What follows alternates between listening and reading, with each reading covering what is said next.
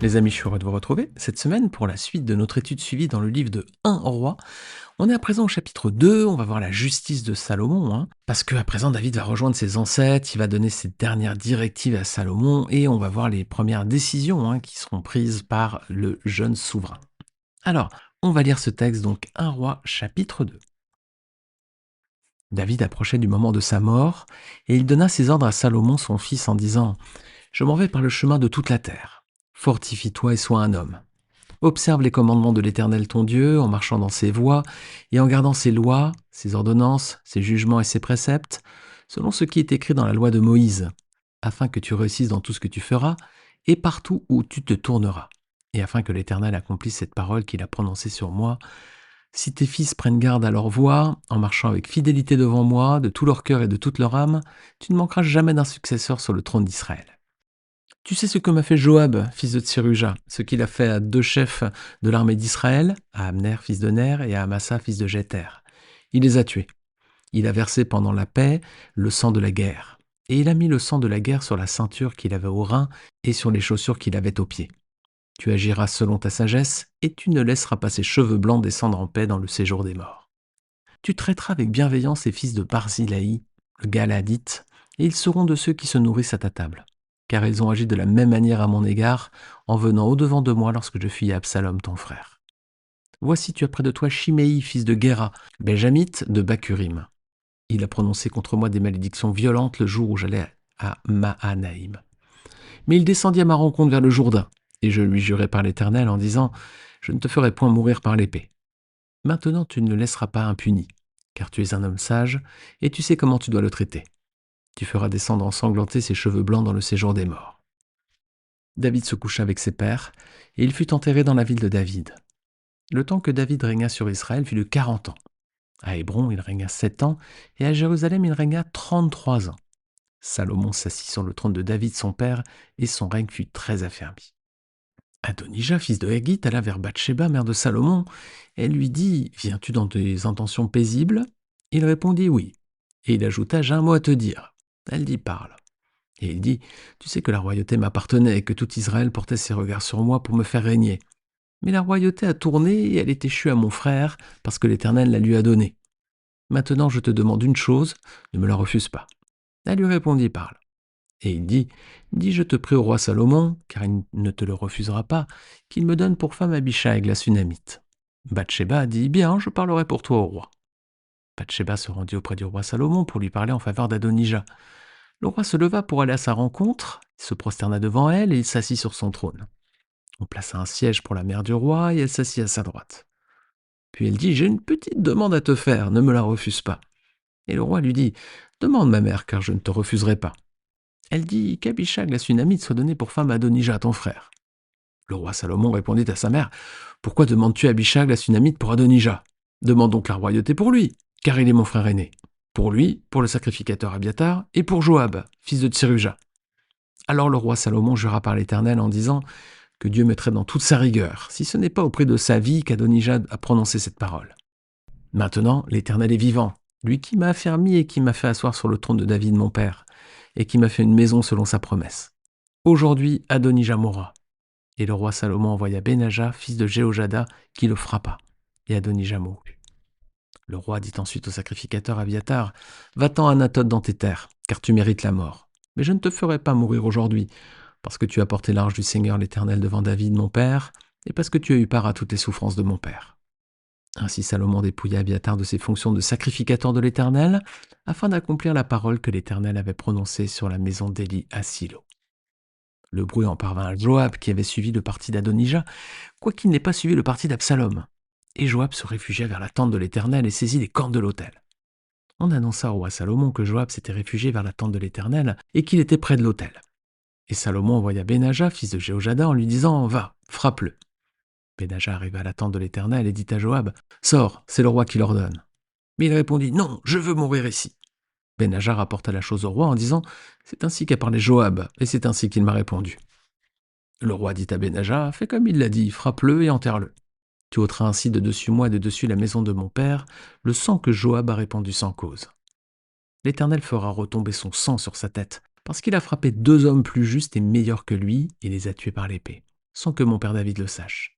Abner, fils de Ner, chef de l'armée d'Israël, et Amasa, fils de Jéter, chef de l'armée de Juda. Leur sang retombera sur la tête de Joab et sur la tête de ses descendants à perpétuité.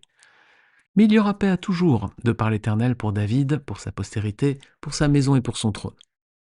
Benaja, fils de Jéhojada, monta, frappa Joab et le fit mourir. Il fut enterré dans sa maison au désert. Le roi mit à la tête de l'armée Benaja, fils de Jéhojada, en remplacement de Joab, et il mit le sacrificateur de Sadoc à la place d'Abiatar. Le roi fit appeler Shimei et lui dit « Bâtis-toi une maison à Jérusalem. Tu y demeureras et tu n'en sortiras point pour aller de côté ou d'autre. Sache bien que tu mourras le jour où tu sortiras et passeras le torrent de Cédron. Ton sang sera sur ta tête. » Shimei répondit au roi « C'est bien, ton serviteur fera ce que dit mon seigneur le roi. » Et Shimei demeura longtemps à Jérusalem. Au bout de 3 ans, il arriva que 2 serviteurs de Shimei s'enfuirent chez Akish, fils de Maaka, roi de Gath. On le rapporta à Shimei en disant « Voici tes serviteurs sont à Gath. » Shimei se leva, sella son âne et s'en alla à Gath chez Akish pour chercher ses serviteurs. Shimei donc s'en alla et il ramena de Gath ses serviteurs. On informa Salomon que Shimei était allé de Jérusalem à Gath et qu'il était de retour. Le roi fit appeler Shimei et lui dit « Ne t'avais-je pas fait jurer par l'Éternel et ne t'avais-je pas fait cette déclaration formelle ? Sache bien que tu mourras le jour où tu sortiras pour aller de côté ou d'autre.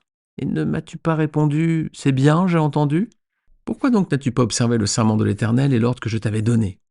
Et le roi dit à Shimei « Tu sais au-dedans de ton cœur tout le mal que tu as fait à David mon père. L'Éternel fait retomber ta méchanceté sur ta tête. Mais le roi Salomon sera béni et le trône de David sera pour toujours affermi devant l'Éternel. » Et le roi donna ses ordres à Benaja, fils de Jéhojada, qui sortit et frappa Shimei, et Shimei mourut. La royauté fut ainsi affermie entre les mains de Salomon. Alors donc David s'en sa mort approchée, il laisse là ses dernières consignes à son fils, il lui dit de se fortifier et d'observer les commandements de l'Éternel. Alors son obéissance à la loi de Dieu aura 2 conséquences. Il réussira dans tout ce qu'il entreprendra, verset 3, et la succession de David et de Salomon sur le trône d'Israël sera assurée au verset 4. Alors, David va également donner des instructions à Salomon concernant ses alliés et ses ennemis. Tout d'abord, versets 5 à 6, il débute avec Joab. Joab, rappelez-vous, qui était donc le chef de son armée. Il lui reproche le meurtre lâche de 2 hommes en temps de paix, donc il y a celui d'Abner et celui d'Amasa. Alors, il ne semble pas savoir que Joab a aussi tué son fils, Absalom. On avait vu ce point dans 2 Samuel 18, c'est Joab qui a tué Absalom. Mais donc, David ne semble pas être au courant parce qu'il ne lui fait pas de reproche à ce sujet. Alors, il lui donne une consigne sans ambiguïté. Verset 6, « Tu agiras selon ta sagesse et tu ne laisseras pas ses cheveux blancs descendre en paix dans le séjour des morts. » Alors, il ne lui dit pas clairement de le mettre à mort, mais enfin, on devine les intentions. Alors David règle ses comptes à présent avec ceux qui lui ont été infidèles, mais il va également user de bienveillance envers ceux qui lui ont été fidèles. Verset 7, il n'oublie pas la bonté de Barzilai le Galadite. Rappelez-vous cet homme qui était venu en aide à David lorsqu'il avait fui devant son fils Absalom. Il était venu avec 2 autres personnes, il lui avait apporté des vivres pour David et son armée, et il l'avait ensuite accompagné durant une partie du chemin lorsque David était revenu à Jérusalem, et David lui avait alors promis de lui faire du bien ainsi qu'à ses proches. Vous pouvez relire ces passages dans 2 Samuel 17 et 2 Samuel 19. Alors David n'oublie pas ceux qui ont été fidèles, mais aussi donc ceux qui se sont opposés violemment à lui, et notamment Shimei. Rappelez-vous, c'est cet homme qui avait prononcé contre David des malédictions. Le jour où David avait quitté Jérusalem, il y avait cet homme qui lui criait dessus. David avait laissé faire, il avait accepté l'attitude de Shimei en disant dans 2 Samuel 16, verset 10, « S'il maudit, c'est que l'Éternel lui a dit, maudit David, qui donc lui dira pourquoi j'ai tué ainsi. » Et quand David était ensuite revenu à Jérusalem, Shimei était descendu à sa rencontre vers le Jourdain. Et oui, il avait fait un monde honorable. Alors David lui avait alors juré de ne pas le faire mourir ce jour-là. Mais maintenant ce moment est venu, donc David dit, « Maintenant tu ne le laisseras pas impuni, car tu es un homme sage et tu sais comment tu dois le traiter. Tu feras descendre ensanglantés ses cheveux blancs dans le séjour des morts. » Donc ici, David lui dit clairement de le tuer. Ici, c'est vraiment très clair. Alors au verset 10, David rejoint ses ancêtres. Voilà, c'est la fin de règne pour ce grand roi d'Israël, celui qui restera vraiment le roi selon le cœur de Dieu. Il est enterré donc dans la ville de David. Alors c'est un tombeau qui existait encore au temps de Jésus, au temps du Christ. Regarde avec moi Acte 2, 29. C'est Pierre qui parle, il dit « Homme, frère, qu'il me soit permis de vous dire en toute liberté au sujet du patriarche David, et qu'il est mort et qu'il a été enseveli, et que son sépulcre est parmi nous jusqu'à ce jour. » Alors, il existe encore aujourd'hui un monument qui s'appelle le tombeau de David, hein. Alors, il est situé sur le mont Sion à Jérusalem, mais il semble que ce soit pas le vrai lieu de sa sépulture. Voici pourquoi, je cite, le texte biblique donc de 1 roi de 10 précise que David fut enterré dans la cité de David. Or, la cité de David correspond historiquement à la colline située au sud-est de l'actuelle vieille ville et non au mont Sion, qui est le plateau sud-ouest où se trouve le tombeau actuel.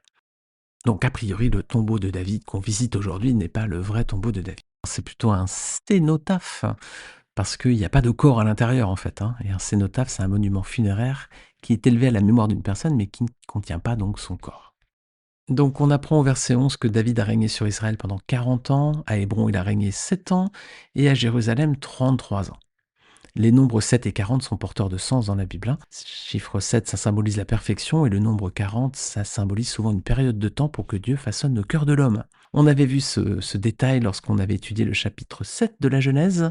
Je vous invite à retrouver, si vous le souhaitez, cet épisode de podcast. Vous regardez dans la liste, hein, ils sont classés par ordre chronologique, donc c'était Genèse chapitre 7. Alors à présent, verset 12, Salomon prend la place de David sur le trône d'Israël, son règne va alors s'affermir. Alors c'est alors que va survenir un autre événement, donc versets 13 à 14, Adonijah, le frère de Salomon, va refaire parler de lui, il va se présenter devant Bathsheba, la mère de Salomon. Alors, il vient soi-disant avec des intentions paisibles, mais il a quand même quelque chose derrière la tête. Il lui rappelle que la royauté aurait dû lui revenir au titre du droit d'aînesse, mais il est conscient, regardez, au verset 15, de la raison pour laquelle cette royauté lui a échappé, c'est parce que l'Éternel l'a donnée à Salomon. Voilà. La royauté a tourné, elle est échue à mon frère parce que l'Éternel la lui a donnée. Alors s'il savait que l'Éternel avait donné la royauté à Salomon, on se demande pourquoi il a essayé de se faire nommer roi à la place de son frère. On voit bien le côté rebelle de cet homme. C'était pas juste rebelle envers son père, mais c'était aussi rebelle envers l'Éternel lui-même. Alors sa fin ne pouvait être évidemment que tragique. Alors il fait une demande surprenante à Bathsheba. Il demande que Abishag, la Sunamite, celle qui s'était occupée de David, lui soit donnée pour femme. Alors Bathsheba accepte de parler au roi pour lui. Elle se rend auprès du roi Salomon. On voit que le roi d'ailleurs lui demande beaucoup de respect, hein. Il se lève pour aller à sa rencontre, il se prosterne devant elle, puis il la fait asseoir à sa droite. Et c'est là qu'elle lui transmet la demande d'Adonijah. Lui, j'ai une petite voilà, demande à te faire. Bon, il lui fait la demande et le roi Salomon, il se met tout de suite en colère, hein. Il répond à sa mère, pourquoi demandes-tu Abishag, la Sunamite, pour Adonijah? Demande donc la royauté pour lui, car il est mon frère aîné, pour lui, pour le sacrificateur Abiatar et pour Joab, fils de Tseruja. La réaction de Salomon est violente, hein. Et pourquoi il réagit de la sorte, à votre avis? Pourquoi il se met en colère comme ça, après tout, son frère qui demande la femme, voilà, celle qui s'est occupée de David? Pourquoi ça pose problème? Eh bien, c'est que prendre des femmes ou concubines d'un roi revenait à prendre sa couronne, finalement, hein. Rappelez-vous, Absalom, il avait couché avec les concubines de David lorsqu'il était entré à Jérusalem. Voilà, c'était le mauvais conseil qu'on lui avait donné, mais c'était pour en fait montrer qu'il prenait la suite de son père, quoi. 2 Samuel 16. Alors, ici, David, on le sait, n'a pas pris Abishag pour femme, hein, 1 roi, chapitre 1, verset 4. Mais malgré tout, ça pouvait créer une ambiguïté, hein. Nous, on sait par le texte biblique qu'il n'a pas couché avec Abishag, mais le peuple, lui, ne savait peut-être pas, hein. Donc ça pouvait créer un peu cette ambiguïté qui pouvait renforcer la prétention au trône de Adonijah. Alors, la décision de Salomon est ferme est immédiate, hein. Quand il entend ça, du coup, il se met en colère et il décide qu'Adonijah doit mourir. Voilà. Alors c'est Benaja qui va exécuter la sentence. Benaja, il faisait partie de la garde personnelle de David, hein. C'était lui qui était à la tête des Kérétiens et des Pélétiens. Rappelez-vous qu'il avait été fidèle, hein, on l'a vu dans le chapitre dernier notamment. Et son nom est mentionné également dans la liste des hommes vaillants de David, de Samuel 23. Alors donc, le sort d'Adonijah est réglé. Maintenant, ça va être le sort du sacrificateur Abiatar. Alors, verset 26, le roi va le convoquer. Alors, il va le renvoyer de Jérusalem, il va le faire repartir chez lui à Anathoth. Alors, Abiatar mérite pourtant la mort, hein, mais Salomon se montre clément pour 2 raisons. Tout d'abord parce qu'il a porté l'arche de l'Éternel devant David, et parce qu'il a partagé les souffrances de David également. Abiatar avait notamment suivi David lors de sa fuite devant Absalom, hein.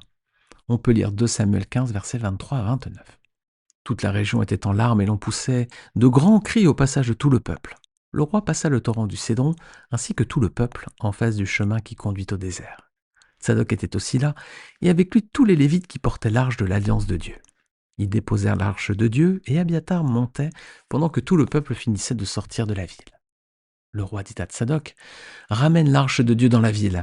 Si je trouve grâce aux yeux de l'Éternel, il me fera revenir ici et me fera revoir l'arche et son sanctuaire. » Mais s'il dit « Je ne prends pas plaisir en toi, je suis prêt », qu'il me fasse ce qui lui semblera bon.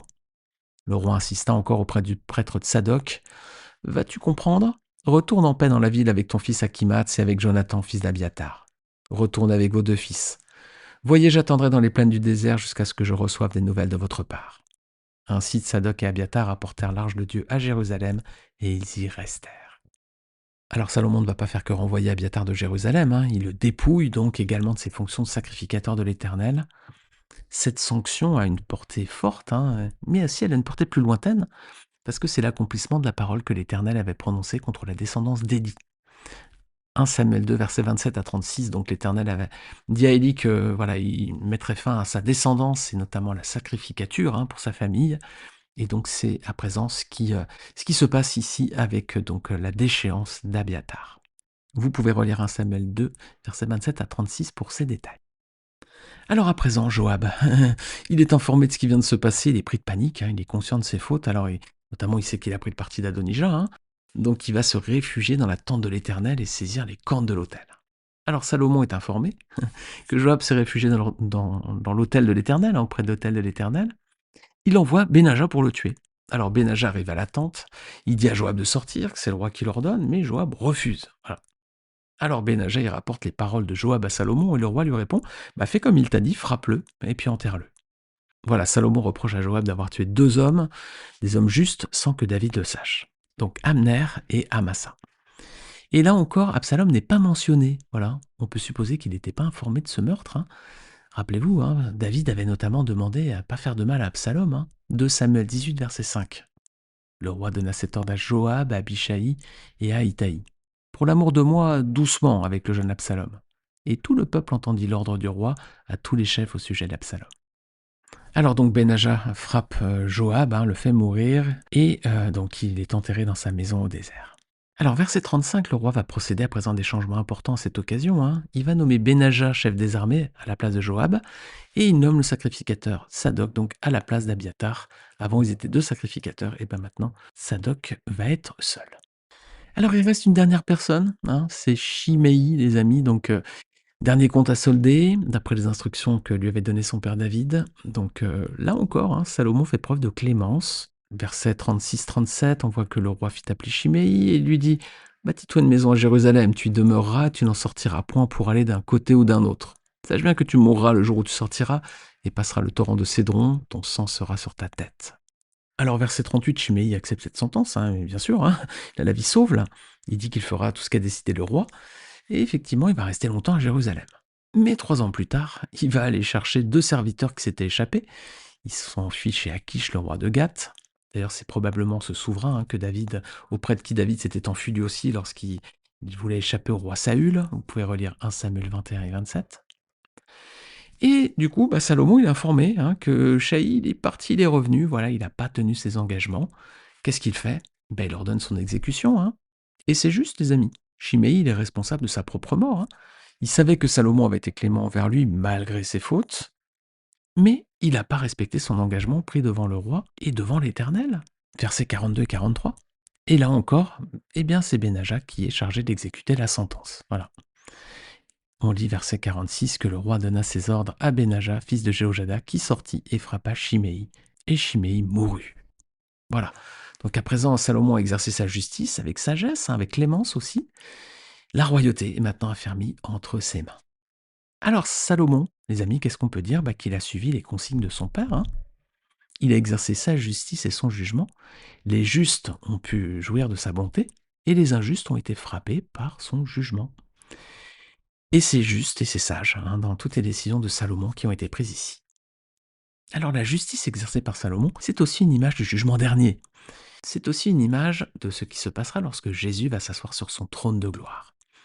Jésus va appliquer sa justice avec clémence et bonté pour ceux qui lui appartiendront, qui l'auront craint, mais aussi justice pour ceux qui l'auront renié. Regardez Matthieu 25, versets 31 à 46. Lorsque le Fils de l'homme viendra dans sa gloire avec tous les saints anges, il s'assiera sur son trône de gloire. Toutes les nations seront rassemblées devant lui. Il séparera les uns des autres comme le berger sépare les boucs des brebis. Il mettra les brebis à sa droite et ses boucs à sa gauche. Alors le roi dira à ceux qui seront à sa droite, venez vous qui êtes bénis par mon Père. Prenez possession du royaume qui vous a été préparé dès la création du monde. En effet, j'ai eu faim, et vous m'avez donné à manger. J'ai eu soif, et vous m'avez donné à boire. J'ai été étranger, vous m'avez accueilli. J'étais nu, et vous m'avez habillé. J'étais malade, et vous m'avez rendu visite. J'étais en prison, et vous êtes venu vers moi. Les justes lui répondront, Seigneur, quand t'avons-nous vu affamé, t'avons-nous donné à manger? Ou assoiffé, t'avons-nous donné à boire? Quand t'avons-nous vu étranger, t'avons-nous accueilli? Ou nu, et t'avons-nous habillé? Quand t'avons-nous vu malade ou en prison, sommes-nous allés vers toi? Et le roi leur répondra, je vous le dis en vérité, toutes les fois que vous avez fait cela à l'un de ces plus petits de mes frères, c'est à moi que vous l'avez fait. Ensuite il dira à ceux qui seront à sa gauche, éloignez-vous de moi, maudits, allez dans le feu éternel qui a été préparé pour le diable et pour ses anges. En effet, j'ai eu faim et vous ne m'avez pas donné à manger. J'ai eu soif et vous ne m'avez pas donné à boire. J'étais étranger et vous ne m'avez pas accueilli. J'étais nu et vous ne m'avez pas habillé. J'étais malade et en prison et vous ne m'avez pas rendu visite. Ils répondront aussi, Seigneur, quand avons-nous vu affamé, ou assoiffé, ou étranger, ou nu, ou malade, ou en prison, et ne t'avons-nous pas servi? Et il leur répondra, je vous le dis en vérité, toutes les fois que vous n'avez pas fait cela à l'un de ces plus petits, c'est à moi que vous n'avez pas fait. Et ils iront à la peine éternelle, tandis que les justes iront à la vie éternelle. Voilà les amis, un jugement à la fois juste, à la fois sage, pour d'un côté ceux donc qui hériteront du salut et pour ceux qui seront condamnés. Alors les amis, faisons la paix avec Dieu par Jésus-Christ dès maintenant, afin d'être sûrs d'être épargnés au jour du jugement final. Amen, amen les amis. Eh bien on se retrouve la semaine prochaine pour la suite de la vie de Salomon, et on va voir que justement le jeune souverain d'Israël va faire preuve, là encore, d'énormément de sagesse dans tous ses jugements. On voit tout ça la semaine prochaine, les amis. Je vous retrouve très vite. Ciao à tous.